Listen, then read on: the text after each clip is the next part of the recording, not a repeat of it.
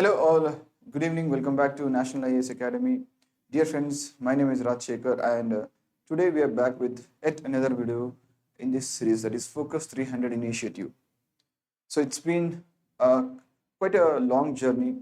So far we have completed 29 classes covering more than 290 topics. Today shall be the last class in this particular series, but do not worry, I'll be summarizing the whole series in a few marathon sessions in the upcoming days. So in today's class, I shall be covering the next 10 most important topics from UPSC preliminary examination perspective. And once again, these 10 topics are from the environment section. All of these are very, very important topics. Let us straight away begin with the first topic. It's about carbon capture, utilization and storage policy. The government of India has been working hard for quite some time now to bring in a policy in this regard. What is it? Capturing carbon and utilizing it. So why is it significant? See, like we all know, as per the 2015 Paris Agreement, not just India, the whole of world is supposed to bring down the overall temperature by at least 2 degrees Celsius, right? If not 2 degrees Celsius, at least 1.5 degrees Celsius, that of prior to industrial levels, should be brought down. So for that, various technologies or various policies such as this one play a significant role.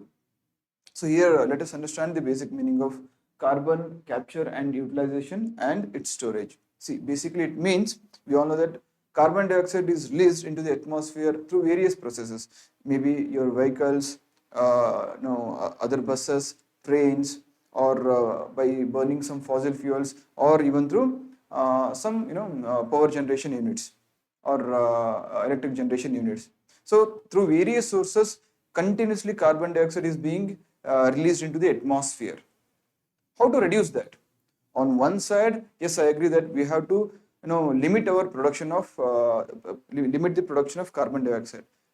On the other hand, at the same time, we also should look forward to various other technologies such as this one, which will capture the released carbon dioxide and not just capturing, and help us utilize that captured carbon in various things. Getting my point?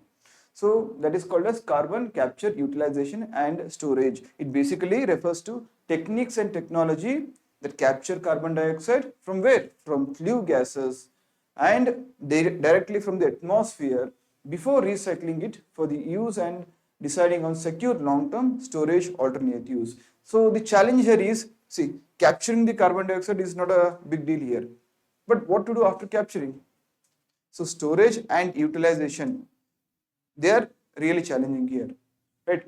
So for that, the government of India, not just government of India, various countries and various research institutions across the world are working in this regard. So just know the basic definition, and once this carbon is captured, or once the carbon has been captured, it can be utilized in various fields such as fire extinguishers, pharmaceutical, food and beverages, and even agricultural industries. Everywhere carbon is required. That's the reason we say carbon is the basic fundamental unit, right?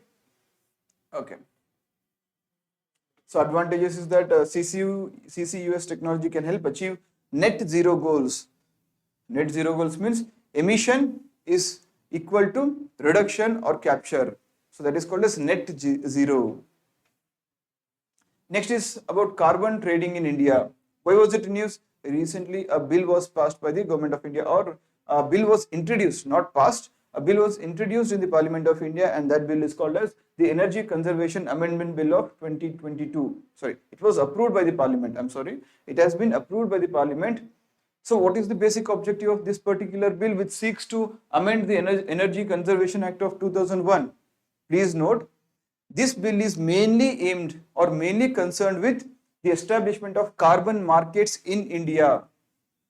Like you all know, the Paris Agreement of 2015 specifically talks about carbon markets.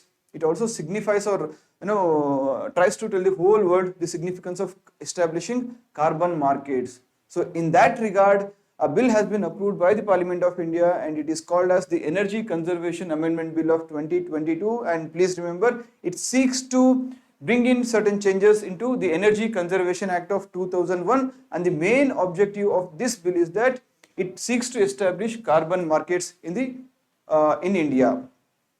All right. So as per the provisions of the bill, who is given the ultimate authority to define a carbon credit trading scheme? It is none other than the central government. So the center has been given the authority under this bill to define what carbon credits mean, or how to establish a carbon credits trading scheme. These powers have been assigned to whom? The center or the central government. All right. So as per this bill, not just individuals, even companies who are registered and are in compliance with the plan would receive carbon credit certificates from the federal government, that is the central government or a designated agency. Right. So these carbon credits or the certificates of carbon credits can be utilized and they are tradable in nature. What does this mean? See, just try to visualize. There are two persons, person A and person B. All right. Both these companies or both these persons have registered themselves with the central government as per the provisions of this bill, and they can, with this registration, they can participate in the carbon market. All right. Now, there is person A and person 2 or person B. Person A, both are given some limits. The government says that, beta, you can release up to so much amount of carbon dioxide into the atmosphere, or not just carbon dioxide, you can release the harmful gases or byproducts only to this extent or this certain level into the atmosphere, beyond which you cannot release. Person A or company A is somehow able to manage these emissions, or it can somehow try and keep its emissions as per the standards established. So suppose, let's say, company A is given 100 credits or 100 points, but somehow this company A is able to produce only 80% of those 100 credits. So which means 20 credits are saved. With whom? With company A. Whereas company B is given the same amount of bandwidth, that is 100 credits, but somehow it was not able to contain the emissions, and in contrast, it exceeded the limit given to it by the central government. So it went on to release 120 units of carbon into the atmosphere. So company B exceeded the target by 20. Company A saved the target, saved 20 units by somehow employing various technologies. So now what happens? These 20 units which are saved by company A can be traded to company B, which means it can earn money by selling these certificates of 20 carbon units. This is how a carbon market works. All right. So this is about carbon trading in India, and Energy Conservation Amendment Bill of 2022 specifically talks about establishing carbon markets in India. Next is tipping point. As per a recent report, there have been 9 climate tipping points in the whole history of the world. So I'll tell you which are those 9 tipping points. But before that, please remember, what do you mean by tipping point? See, we all say, no, don't try to threaten me or provoke me. I have a certain tipping point. So I cannot withstand after this tipping point. Don't try to intimidate me. Likewise, even the mother nature or the environment has certain tipping point. It is different with respect to different resources. For water, it is different. For glaciers, it is different. For Antarctica, it is different. For Arctic, it is different. Right? Those tipping points beyond which nothing can be withstood, or withstanding becomes next to impossible, and in contrast will start having detrimental effects on the following days. For example, I've been saying climate tipping points. No, 9 tipping points. I said, which are these 9 tipping points? Amazon rainforests.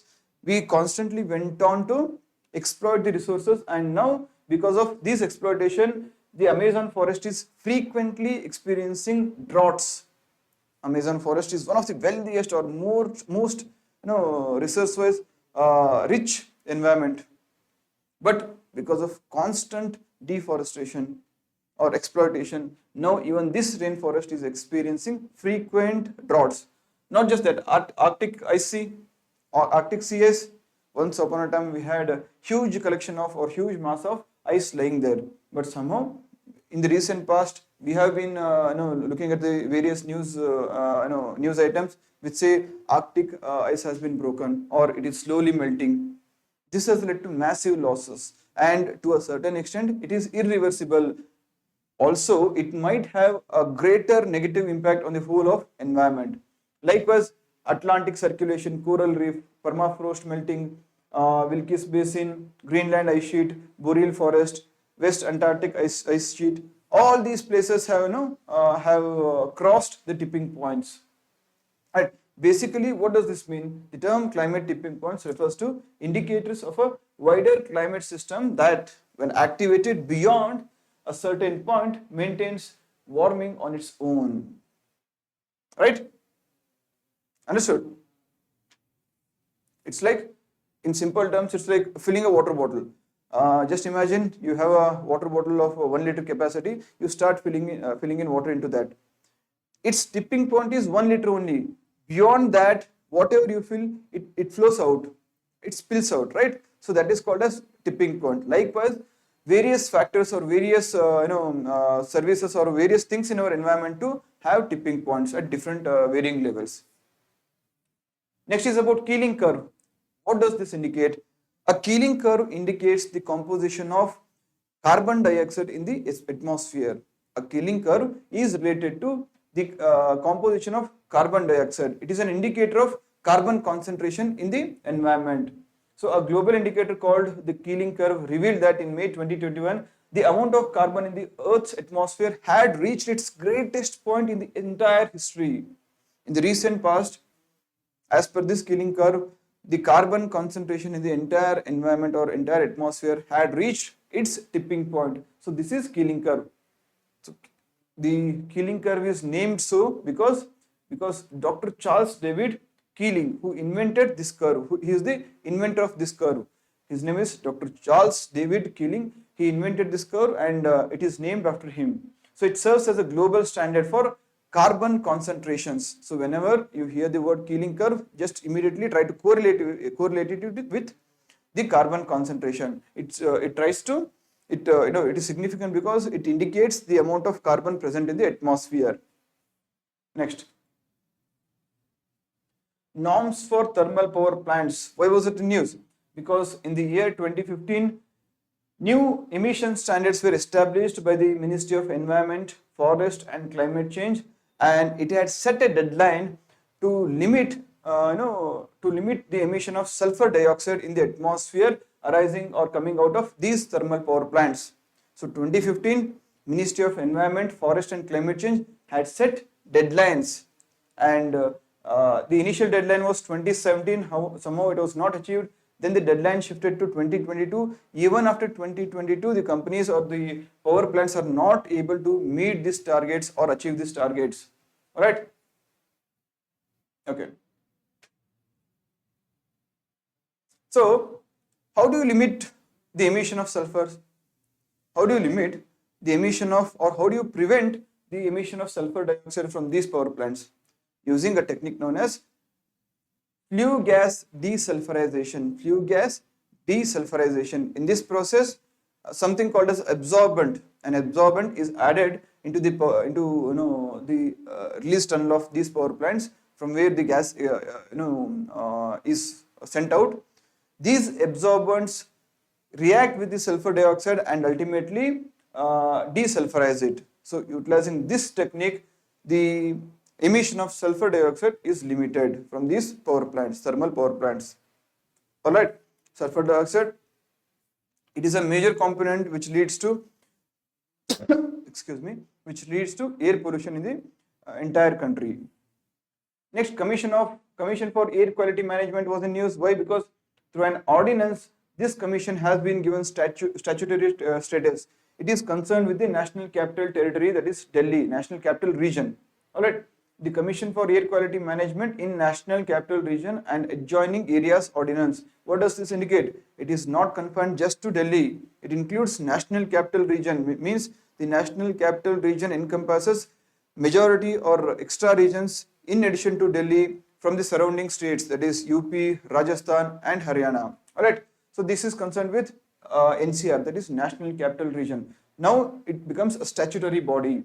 Additionally, this ordinance seeks to amend few other regulations, and first change is that the Environment Pollution Prevention and Control Authority, which existed or which is a statutory body for the NCR, has been abolished by the center through this ordinance. This particular ordinance not only seeks to establish the Commission for Air Quality Management, it also seeks to abolish the Environment Pollution Prevention and Control Authority, which has been in existence in National Capital Territory for quite some time now. Not just that, the Central Pollution Control Board, State Pollution Control Boards, the state governments in the area, including Delhi, Haryana, Uttar Pradesh, Rajasthan, and the EPCA have all participated in the monitoring and management of air quality in the Delhi NCR region, that is National Capital Region. Please remember these 2 points.